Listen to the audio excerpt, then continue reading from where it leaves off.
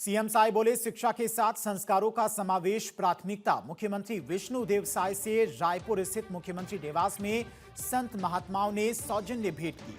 संत समाज ने विद्यालयों में भारतीय संस्कृति और नैतिक शिक्षा से जुड़े श्लोक मंत्र शामिल करने के निर्णय का स्वागत किया। संतों ने कहा कि इससे बच्चों में संस्कार, अनुशासन और नैतिक मूल्यों का विकास होगा।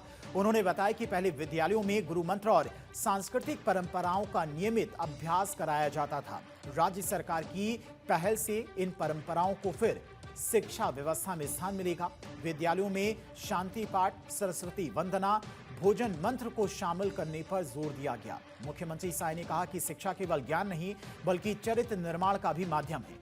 उन्होंने कहा कि आधुनिक शिक्षा के साथ भारतीय संस्कृति और आध्यात्मिक मूल्यों का समावेश जरूरी है। इस पहल से विद्यार्थियों में आत्मविश्वास, सकारात्मक सोच और सांस्कृतिक चेतना विकसित होगी। संत महात्माओं ने इस निर्णय को छत्तीसगढ़ की सांस्कृतिक पहचान और आध्यात्मिक विरासत को मजबूत करने वाला कदम बताया।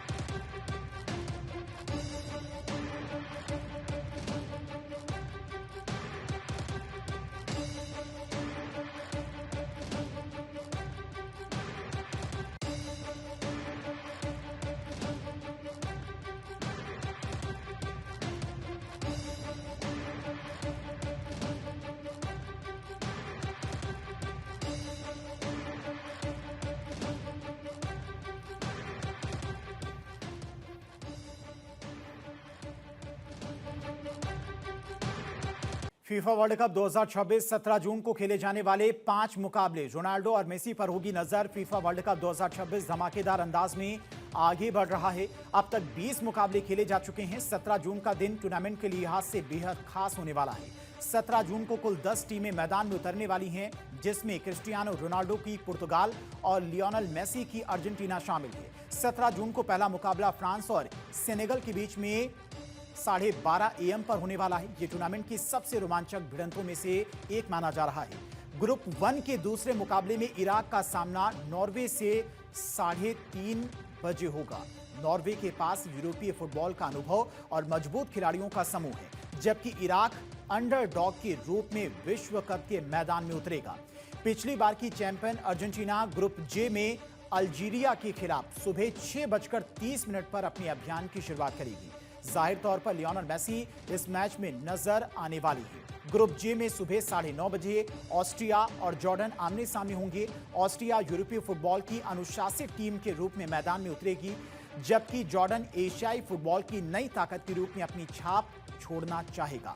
दिन के आखिरी मुकाबले में क्रिस्टियानो रोनाल्डो को एक्शन में देखने का इंतजार खत्म होने वाला है।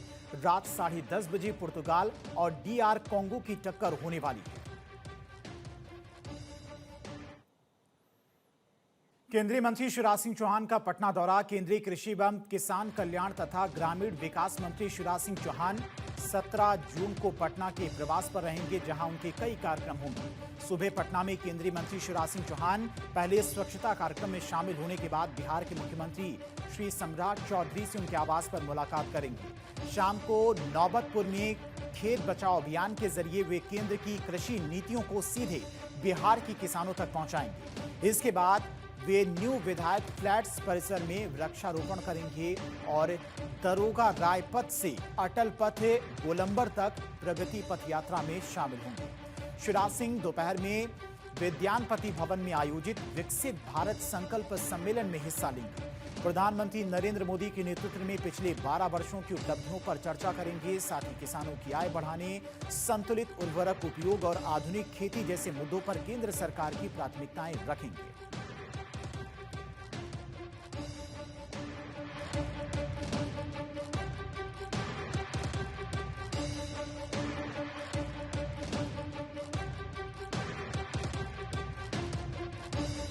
यूपी का पहला स्मॉल लाइव स्टॉक कॉन्क्लेव 17 जून को उत्तर प्रदेश में पहली बार स्मॉल लाइव स्टॉक कॉन्क्लेव 2026 का आयोजन।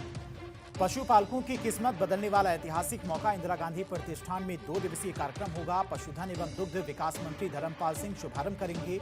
17 से 18 जून को पशुपालन क्षेत्र के विशेषज्ञ जुटेंगे। भेड़, बकरी और सूकर पालन पर मंथन होगा। रोजगार और उद्यमिता बढ़ाने पर रोडमैप बनेगा। पशुपालकों को साझा मंच मिलेगा। स्टार्टअप्स और नवाचारों का प्रदर्शन होगा। निवेश और वित्तीय अवसरों पर चर्चा होगी। देश भर के वैज्ञानिक, उद्योग जगत और पशुपालक शामिल होंगे।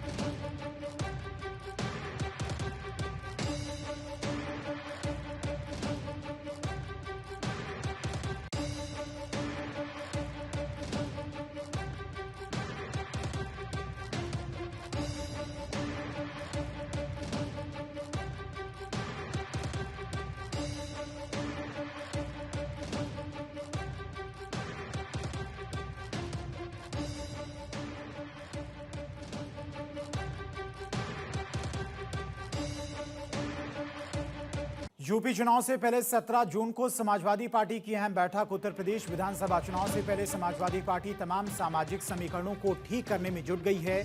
इसी रणनीति के तहत समाजवादी पार्टी ने बुधवार 17 जून को लखनऊ में पार्टी दफ्तर में ब्राह्मण समाज के नेताओं की बड़ी बैठक बुलाई है। बैठक में ब्राह्मण वोटर्स को साधने के लिए रोड मैप पर मंथन किया जाएगा। एसपी की ओर से बुलाई गई ये बैठक आगामी चुनाव को देखते हुए बेहद अहम मानी जा रही है। इस बैठक में सपा के तमाम ब्राह्मण समाज से आने वाले विधायक, पूर्व विधायक, सांसद और पूर्व सांसद शामिल होंगे।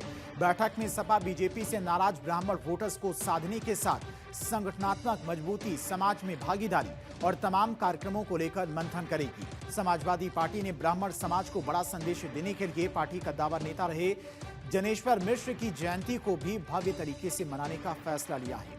जनेश्वर मिश्र समाजवादी पार्टी के कद्दावर नेता रहे हैं और उन्हें समाजवादी विचारधारा का बड़ा चेहरा माना जाता रहा है। सपा ने लखनऊ में उनके नाम से जनेश्वर मिश्र पार्क भी बनवाया है।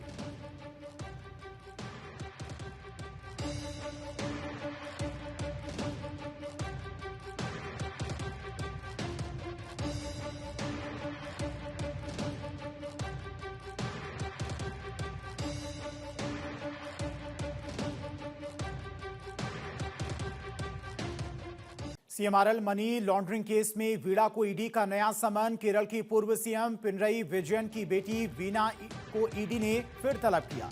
17 जून को पूछताछ के लिए पिनरई विजयन की बेटी वीणा पेश होंगी। वीणा ने स्वास्थ्य कारणों से अतिरिक्त समय मांगा था। कोच्चि ईडी दफ्तर में सुबह 10 बजे बुलाया गया।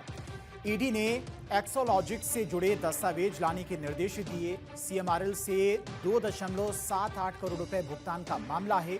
बिना सेवा के भुगतान का ईडी को संदेह। पीएमएलए के तहत मनी लॉन्ड्रिंग का केस दर्ज है। एसएफआईओ की शिकायत के आधार पर जांच शुरू की।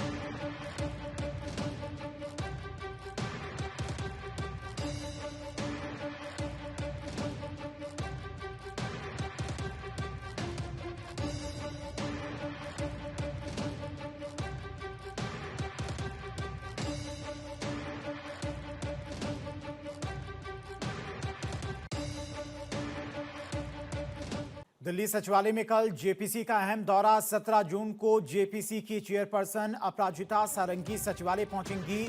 संयुक्त संसदीय समिति स्थानीय अध्यक्ष करेगी। संविधान विधेयक पर मंथन होगा। जम्मू कश्मीर पुनर्गठन संशोधन विधेयक पर चर्चा होगी। केंद्र शासित प्रदेश सरकार संशोधन विधेयक भी एजेंडे में। मीडिया को ब्रीफिंग के लिए आमंत्रित करने के निर्देश। विधेयकों के प्रावधानों पर विस्तार से समीक्षा होगी। पीएम सीएम की अयोग्यता से जुड़े प्रावधानों पर नजर रहेगी। संसद और केंद्र राज्य संबंधों के लिहाज से अहम दौरा माना जा रहा है।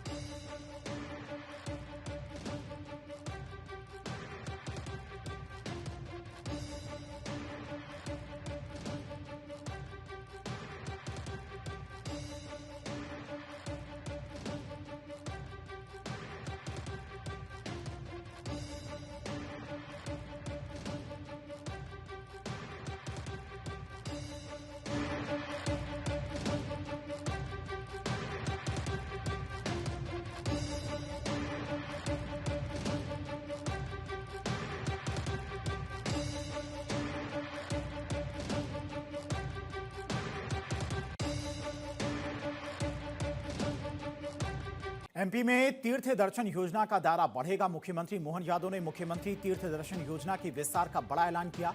अब मध्य प्रदेश के प्रमुख धार्मिक स्थलों को भी इस योजना में शामिल किया जाएगा। 2 ज्योतिर्लिंग, शक्तिपीठ और अन्य महत्वपूर्ण देव स्थानों को योजना का हिस्सा बनाने के निर्देश दिए गए। मुख्यमंत्री ने संस्कृति विभाग की योजनाओं और गतिविधियों की समीक्षा बैठक की। उन्होंने कहा कि अगले 6-7 महीने में कई बड़े सांस्कृतिक और धार्मिक आयोजन होंगे। आल्हा उदल की स्मृति में विशेष कार्यक्रम आयोजित करने के निर्देश दिए गए हैं। श्रावण महोत्सव और भुजरिया पर्व को भी व्यापक स्तर पर मनाया जाएगा। नाग पंचमी पर सर्प संरक्षण और जैव विविधता बचाने का संदेश देने पर जोर दिया गया है। मुख्यमंत्री ने कहा कि सांस्कृतिक आयोजनों के जरिए जन कल्याणकारी योजनाओं का प्रचार भी किया जाए। मोहन यादव ने प्रदेश की कला, संस्कृति और पुरातात्विक विरासत को मध्य प्रदेश की अमूल्य धरोहर बताया।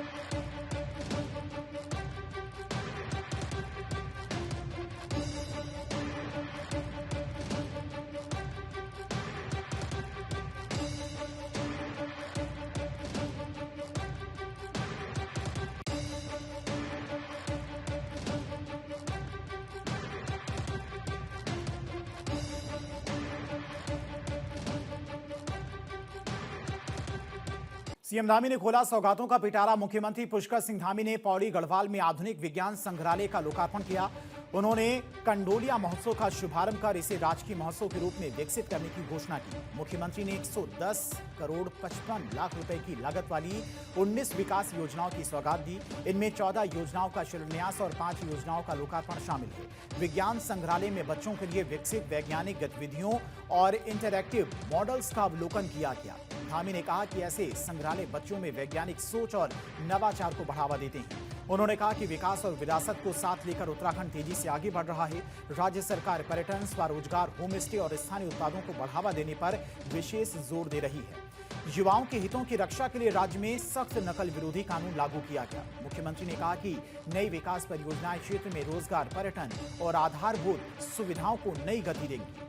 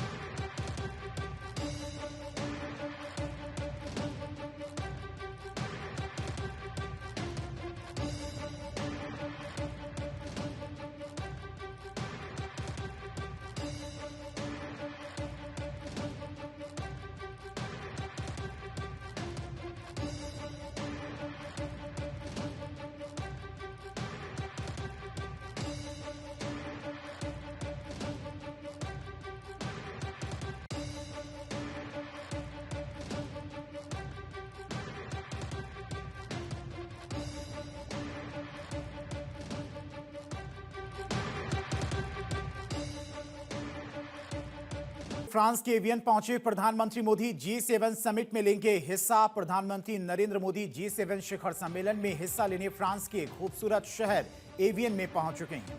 दुनिया की सबसे बड़ी औद्योगिक अर्थव्यवस्थाओं के इस मंच पर वैश्विक अर्थव्यवस्था, ऊर्जा सुरक्षा, AI, यूक्रेन संकट और पश्चिम एशिया की स्थिति जैसे बड़े मुद्दों पर चर्चा होगी। ऐसे समय में जब दुनिया कई आर्थिक चुनौतियों से जूझ रही है, भारत की भूमिका और भी महत्वपूर्ण मानी जा रही है। फ्रांस की अध्यक्षता में आयोजित हो रहे G7 सम्मेलन में प्रधानमंत्री नरेंद्र मोदी आमंत्रित साझेदार देशों के नेताओं, अंतर्राष्ट्रीय संगठनों के प्रमुखों और G7 देशों के राष्ट्राध्यक्षों के साथ में बातचीत करेंगे। सम्मेलन के दौरान वो नई साझेदारियों का निर्माण और अंतर्राष्ट्रीय एकजुटता का पुनर्निर्माण, साझा और सतत आर्थिक विकास जैसे महत्वपूर्ण विषयों पर आयोजित सत्रों में हिस्सा लेंगे।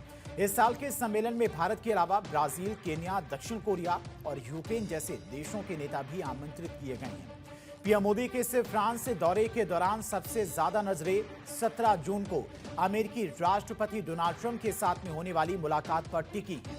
पश्चिम एशिया में बदलते घटनाक्रम, अमेरिका ईरान समझौता, होर्मुज संकट, वैश्विक ऊर्जा सुरक्षा और व्यापारिक संबंधों पर दोनों नेताओं के बीच में महत्वपूर्ण चर्चा होने की संभावना है।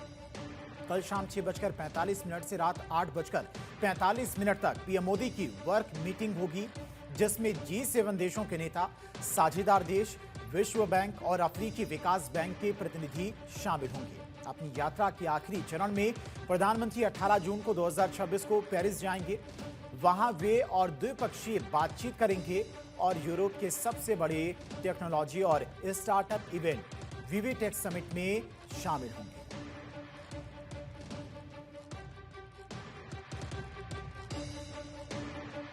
17 जून को बिहार कैबिनेट की अहम बैठक, मुख्यमंत्री सम्राट चौधरी ने कैबिनेट बैठक बुलाई। शाम 5 बजे मुख्य सचिवालय में बैठक होगी। कई अहम प्रस्तावों पर लग सकती है मुहर। महिला रोजगार योजना की दूसरी किस्त पर नजर, शिक्षक ट्रांसफर नीति को मंजूरी मिल सकती है। 5,80,000 शिक्षकों के तबादले का रास्ता साफ हो सकता है। महिला शिक्षकों को नजदीकी पंचायत में ट्रांसफर किया जाएगा। ट्रांसफर के लिए जल्द ऑनलाइन पोर्टल खोला जाएगा। इच्छुक शिक्षकों के आवेदन पर ही तबादला होगा। एक सप्ताह बाद फिर से कैबिनेट की बैठक हो रही है।